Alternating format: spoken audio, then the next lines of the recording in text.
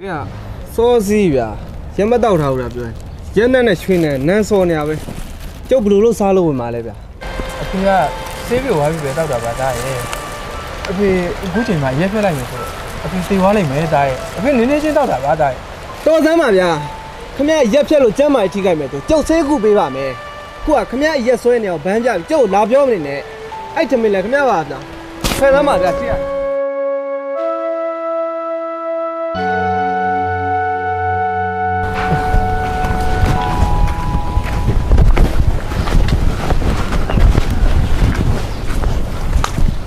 အဖေဒါဘယ်သွားမလို့လဲသားရဲ့အဖေရန်သားတွေတုံနေလို့အဖေရက်သွားတောက်မလို့ပါသားရဲ့ဖေကတော့လေကိုကျမ်းမာရင်မကောင်းမယ်ဒီရက်တွေမတောက်ပါနဲ့တော့တားပြောထားရလေအဖေသားတွေရန်တုံနေလို့အရင်နေတော့တောက်မှအဆင်ပြေမှာမဟုတ်လို့ပါယောဂပတ်စံပေးဝယ်အဖေကိုလေတာစိတ်ပြက်လာပြီဗျာအရင်တစ်ခါလဲတွေးရံပြီးတေလူနီးပါဖြစ်ပြီးသွားဒါတော့ဖေကကိုကျမ်းမာကိုဂယူမဆိုင်တော့ဘူးလားဗျအဖေကြောင့်ဖေသိပါရဲ့သားရဲ့အခုကတောက်မှဖြစ်မှာမဟုတ်လို့ပါသားရဲ့ဟုတ်ပြီအဖေလည်းသွားခြင်းလည်းနေရသွားတားလည်းနောက်ရက်ကစပြီအဖေနဲ့ဒီအိမ်မှာအတူတူမနေနိုင်တော့ဘူးဗျာအဖေကတော်တော်စိတ်ပြက်နေပြီ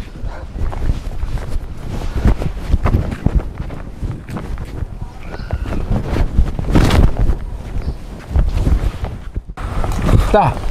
မနေ့စာအစာပြေးစားပါအောင်အဖေဈေးထဲမှာမွေးငါတောက်ဝယ်ပြီးမယ်လေခဏလေးစောင့်ပါလားတားမစားတော့ဖေဘိုင်းမစားလို့နောက်ဘေးကောင်မှာအဖေနေခင်းချက်စားဖို့အတွက်ပတ်စံတင်ခဲ့အော်ရက်တွေဝယ်တော့မနေနဲ့အောင်တော့ဖေတားလှုပ်တော့မယ်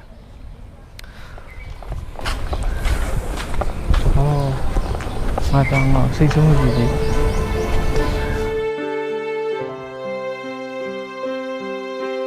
မင်းအဲ့လိုကြီးတွေ့တာမှားလိမ့်မယ်ငယ်ချင်းမင်းအိမ်မှာမရှိပဲပြင်မနေရင်မင်းဖေကိုမတူကူးဆိုင်ပြီးမှငါလေကွာတရားစဉ်းစားအောင်တော့ငါကတော့မင်းဖေနဲ့ပဲရှိနေစေချင်တယ်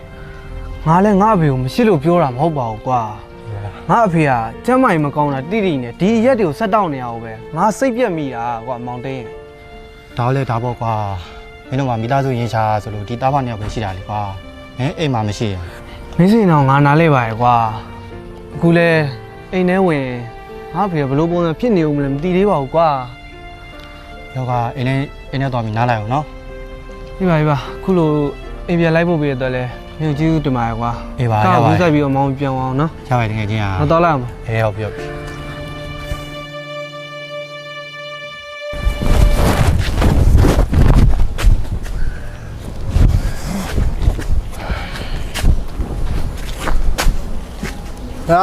ဒီနေ့တော့ကန်ဆိုးတဲ့နေ့ပဲကွာအရက်သမားတွေမှာတက်တက်လာတွေ့ရတယ်ဆို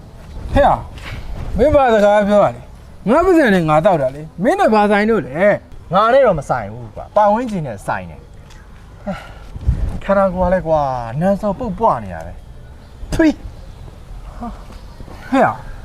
ခန္ဓာကိုယ်နန်းစော်တာတွေကရေချိုးရင်ပြောင်းတယ်ကွာမင်းလို့ခန္ဓာကိုယ်နန်းစော်ပြီးတော့စိတ်တဲ့အောက်တဲမကြတဲ့ကောင်ဖြစ်ရင်ပြီးရော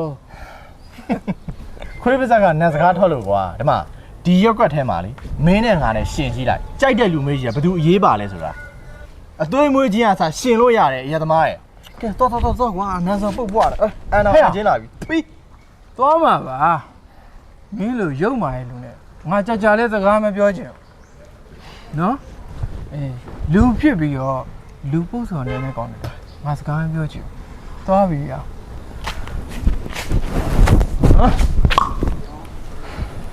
အေးရသမားမင်းတနေ့ဘလို့အသေးဆုံးနဲ့သေအောင်ငါလှုပ်ပြမလဲဆိုမင်းစောက်ကြည့်ထားလိုက်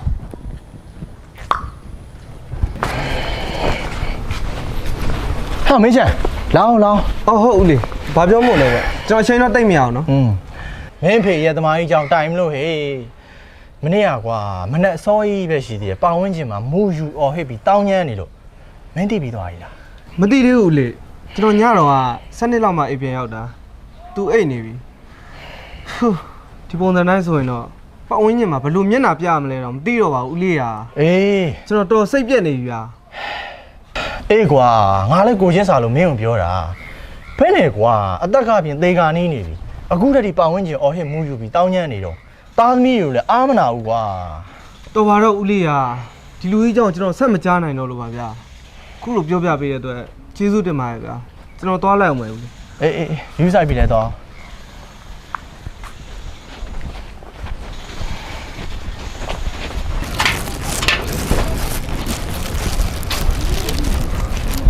တာဘယ်သွားမလို့လဲကွာ အပြင်သွားမလို့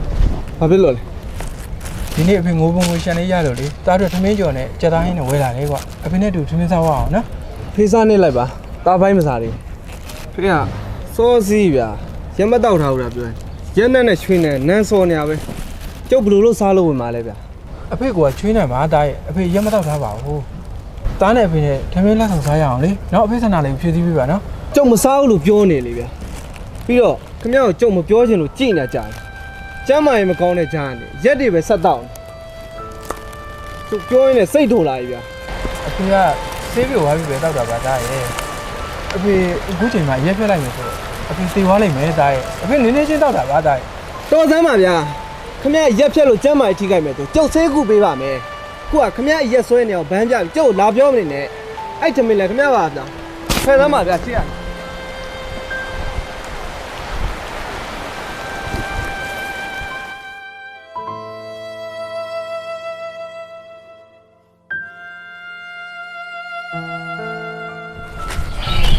အဖေ ဟေးသမီး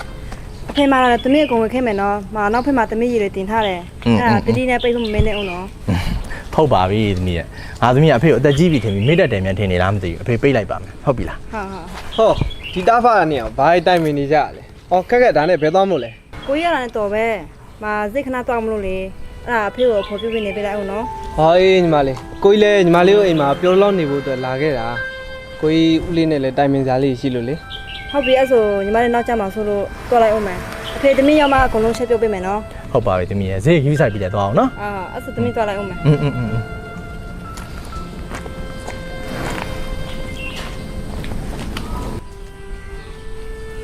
ဦးလေးကျွန်တော်ဦးလေးအိမ်မှာပျော်တော့နေအောင်မယ်ဗျာ။ကျွန်တော်အိမ်ပြန်ပြီးတော့ဟိုလူမျက်နှာမမြင်ရင်လို့ဗျာ ဘယ်လိုဖြစ်လာလဲကွာ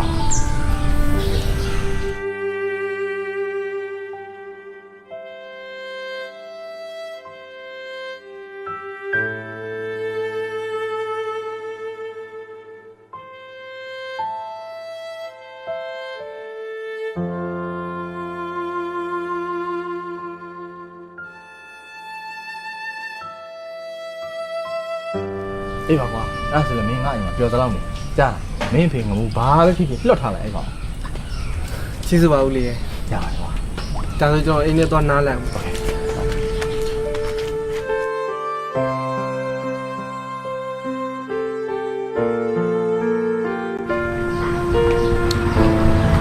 ကိုကြီးထားတဲ့ဘာလို့စဉ်းစားနေရလဲ ဒီလိုပါပဲဟာငါအဖေနဲ့ငါရဲ့အကြောင်းတွေကိုစဉ်းစားနေတာပေါ့ဟာ ကိုကြီးဖေကိုပြင်မထားသေးဘူးနော်မိဘဆိုတာတက်ရှိထချနေတဲ့အချိန်မှာပြုစုလုပ်ကင်ပေးရတာသူတို့တင်မှာကျွေးမပြုစုရှင်လို့မရတော့ဘူးနော်ကိုကြီးညီမလေးရဲ့ဖေးစကားတွေနားမအောင်နဲ့ ဦးလေးကကောင်းစေချင်လို့ပြောတာပါဟာကိုကြီးဖေကအရန်ဆိုးရယ်ဆိုတာလဲဒီမှာလေးတည့်ရတာနဲ့ မဟုတ်သေးဘူးနော်ညီမလေးဖေနဲ့ကိုကြီးဖေကြမှာပြဿနာတွေအရင်ကြီးခဲ့တယ်အဖေကခုထိမချင်တဲ့သေးဘူးသူ့ညီမကိုကိုကြီးဖေကအတင်းကျပ်လူလူပေါင်းသိခဲ့လို့ဆိုပြီးတော့ကဘာမချီဖြစ်နေတာအဲ့ဒါကိုကြီးမသိထားဘူးလားသူ့ရဲ့ဖေကို तू ကစိတ်ဒုက္ခပိတ်ရှင်နေတာ နင်တကယ်ပြောနေရလားငင်းပါဒါဆိုရင်ငါဦးလေးအရင်ဖြစ်တဲ့သူကငါအဖေနဲ့ငါရဲ့ကြားမှာတွေးထိုးနေခဲ့တာပေါ့ အမှန်ပဲပေါ့ခုတော့အိမ်မှာအဖေမရှိတော့ပြောပေးနေတာကိုကြီးအဖေကိုဆက်ပြီးတော့မပြစ်ထားနဲ့တော့နော် ဒီပါကိုကြီးလည်းဖေကိုချစ်ပါတယ်ဖေကိုရက်မတော့စီချင်ဘူးဆိုတာကလည်းကိုကြီးဖေကိုကျမ်းမာရေးထိခိုက်မှာစိုးလို့ပါငါမားခဲ့တယ်ဟာငါအဖေပေါ်မှာအမားကြီးမားခဲ့တယ်ကြီးကြီးကျူးလို့မိခဲ့တယ်ဟာ ကဲခုတော့ဦးလေးနဲ့အဖေရဲ့ကြားပြဿနာတွေသိပြီဆိုတော့ဗာဆက်လို့ဖို့စဉ်းစားထားပြီလေ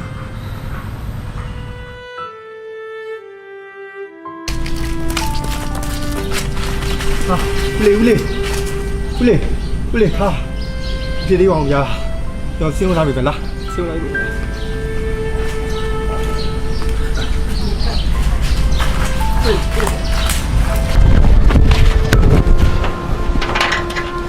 ဟာအေးတကားလည်းတောက်ခတ်တာပါလားငါဖေနေမကောင်းရဲ့လားဖဲသွားညာလဲကွာ ဟာတကယ်ချင်းဘေးအိပ်ပြန်ရောက်နေလား အဖေ တာဖေကိုပြင်လာရနော်အဖေရင်းပြလိုက်ပြီတာရဲ့ ဒါအဖေပေါ်မှာရင်တော့လိုမျိုးမစိုးတော့ပါဘူးဖေရဲ့ မင်းထက်ဆိုရင်လည်းမင်းဖေတေဖို့ပဲရှိရတယ်ကွာမင်းထွက်သွားရင်နေရာစပြီသူ့မှာညီကြီးပေါ်မှာဆိုင်ငယ်နဲ့ကွာတင်ပြများမှာဖြစ်ခဲ့ရတာဒါအတွေ့မြပြီးစေကန်းပို့ခဲ့လို့ပေါ့ကွာအခုလည်းရချင်းပြေးလို့စေးပြောက်ပြီးပြန်လာတာကွာ အဖေကြောင့်ဒါအိမ်ဘွားဆင်းသွားပြီးရဲ့အဖေရက်ဖြစ်တာတေလို့နေပါခံစားလိုက်ရတယ်ဒါရဲ့ဒါမဲ့အဖေကူတော့အရက်ကိုနိုင်သွားပြီဒါအဖေအိမ်မှာပြန်နေမလား ဆက်ရပါပဲဒါအဖေနဲ့ပဲပြန်နေတော့မှာပါတကယ်ချင်းခုလိုမျိုးအဖေကိုစောင့်ရှောက်ပေးရတဲ့လည်းမမင်းကိုကျေးဇူးအများကြီးတင်ပါတယ်ကွာ ဟောက်ကျေးဇူးတင်မင်းဖေကိုစေချမ်းတောင်းထားပြီးဒူးဆိုင်ပြီးပါကွာငါလည်းပင်ပန်းနေပြီကွာပြန်လာတော့မယ်နော် အေးတကယ် ခုလေးကျွန်တော်ပြန်တော့မယ်နော် အေး အေးပြန်တော့မယ် အေးကြည့်စက်ပြန် ဟုတ်ပြီဟုတ်ပြီ အဖေဒါအဖေပေါ်မှာအရှင်တော်ကလိုမျိုးဖြုံးမဆုံးမရှိခဲ့တာအတွက်ဒါကိုခွင့်လို့ပေးပါနော်ဖေ ဒီရဲတန်းခွင့်လွှတ်ပါတယ်ဒါရဲ့နော်ဒီလေးပါဒါနဲ့ဒီပြင်နေကြမယ်နော်